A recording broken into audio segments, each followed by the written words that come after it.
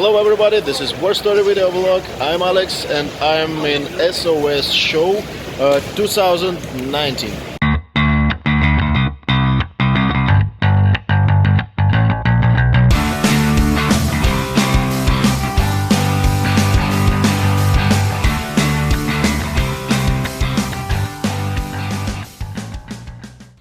Hello Robin. Hello, good to see you again. It's always so nice to see you here at the show and supporting us Americans, coming over, making a long trip. And here we are at Louisville and again this year and having a lot of fun. Although it's a long, slow show and there's a lot to look at, a lot to do, but I'm so happy to see you and thrilled to be on your video, and I'll explain anything you'd like to know about.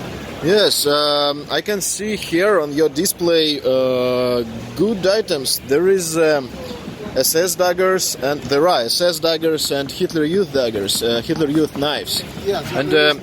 I would like to ask you about prices, and could you show it here? Certainly, I'd be happy to. And these are the Hitler Youth knives, as you obviously know. Now these are the earlier variety here with the motto, and the very earliest ones had no ricoso at the top, and you can see the ricoso on the step down here.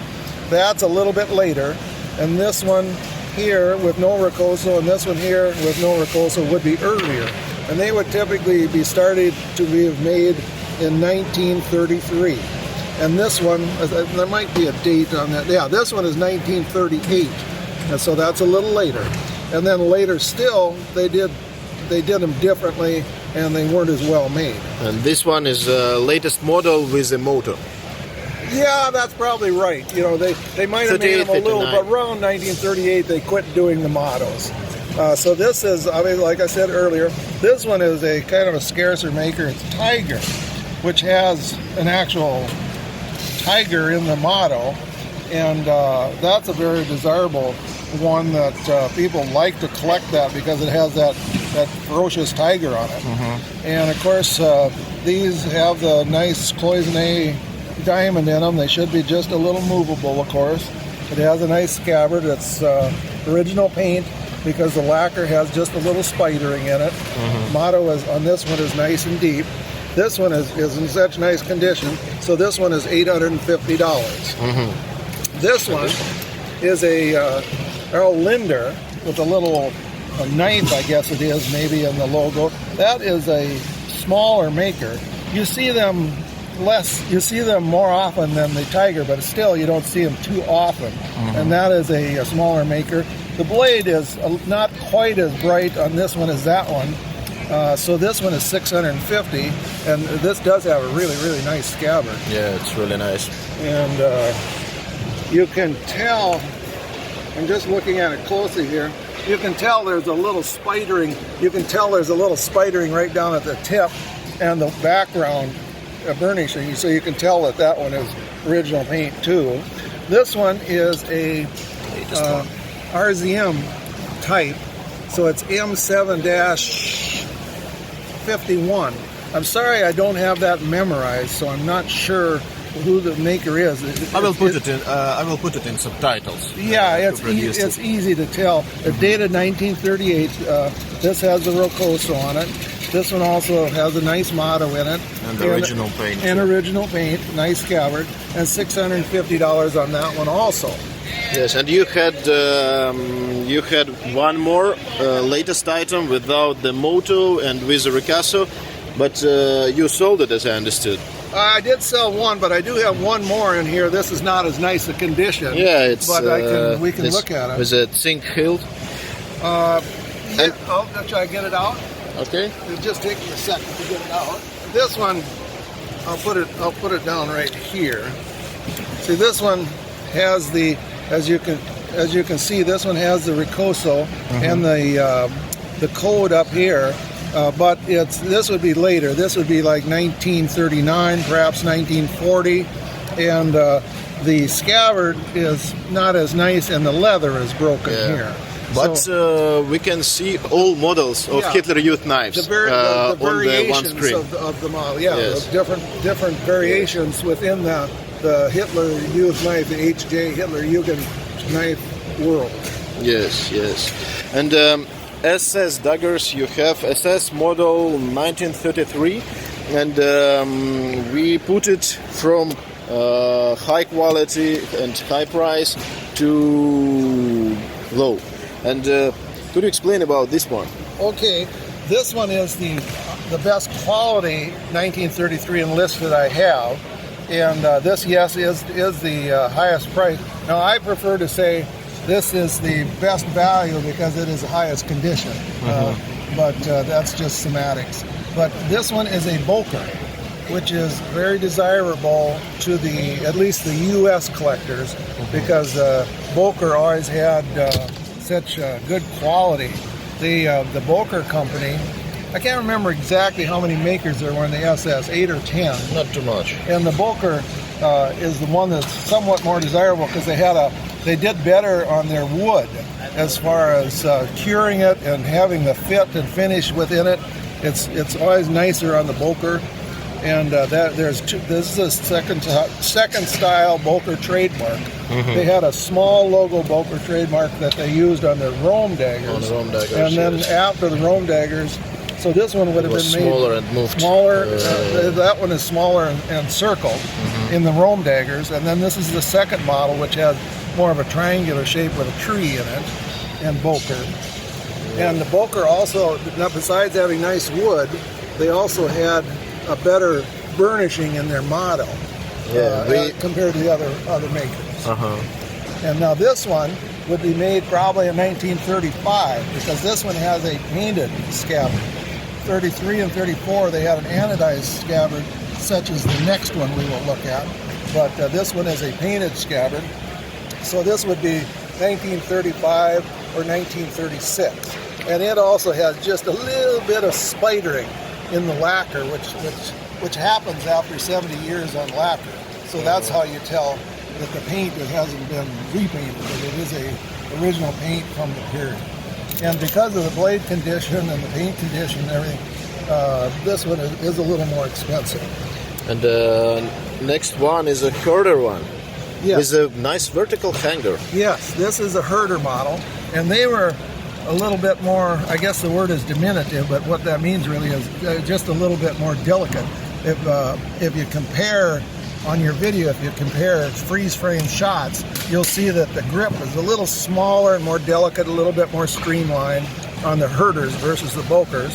This one is an anodized scabbard, so this one would have been made in 1933 or 34, and it does have a very nice vertical hanger, early style vertical hanger. And yeah, we should turn it over.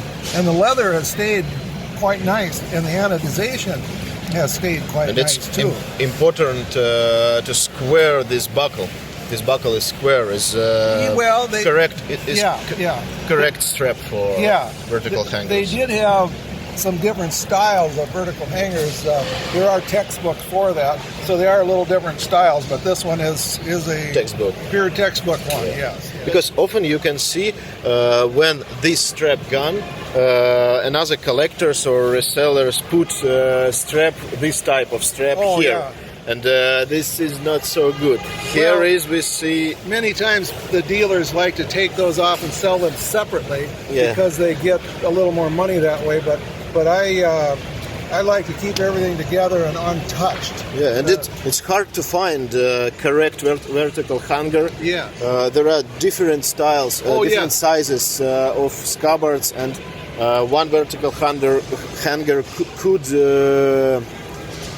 sit in here good, and if you put it in another scabbard, it will be not so good. Well, yes, the scabbards are fairly standard, but you are correct in the sense that if you take it is usually over the years the leather is shrunk to fit one scabbard. Yeah, and if you take it off and stretch it and stuff and put it back on another one, it doesn't quite fit right. Yeah, and for my opinion, it's important when vertical it's hanger. nice to have a vertical hanger that you can see it hasn't been fooled around with.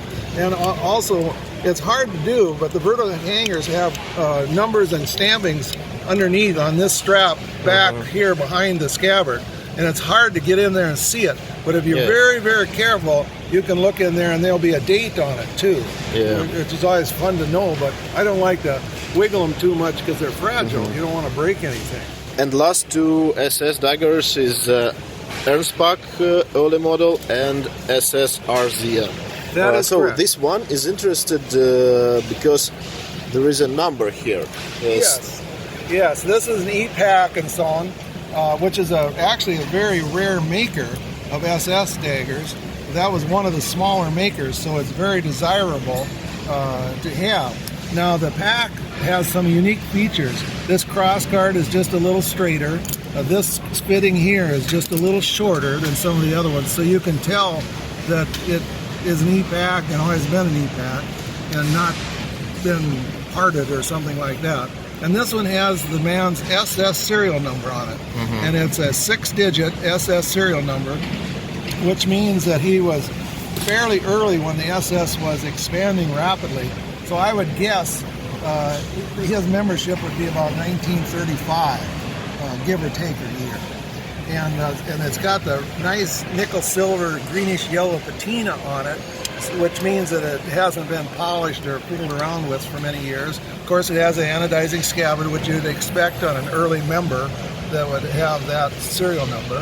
And it's a nicer dagger. It's a very nice rare dagger and numbered, which is very desirable. Now the serial number can sometimes be traced to a name of the SS man.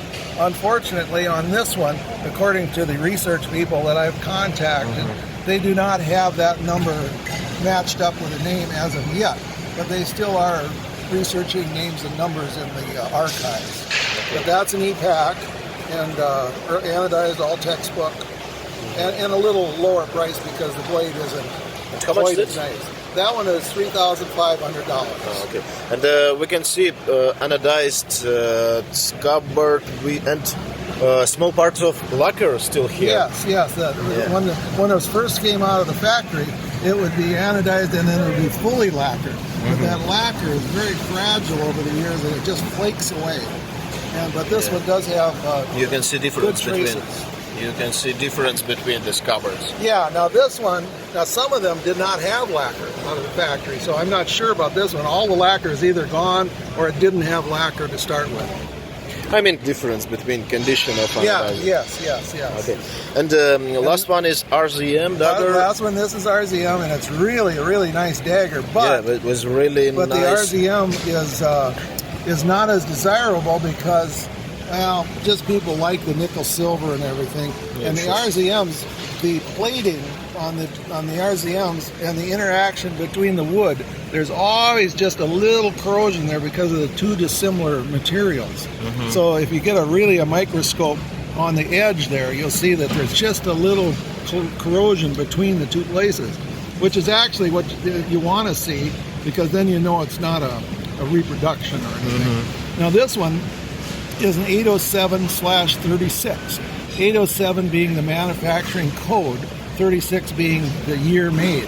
So actually 36 for an RZM is about one of the earliest years that the RZM was taking over in standardization. And later on, 1938 to 1940, they're all RZM coded, and the quality went down a little bit. So this one is a very high quality RZM.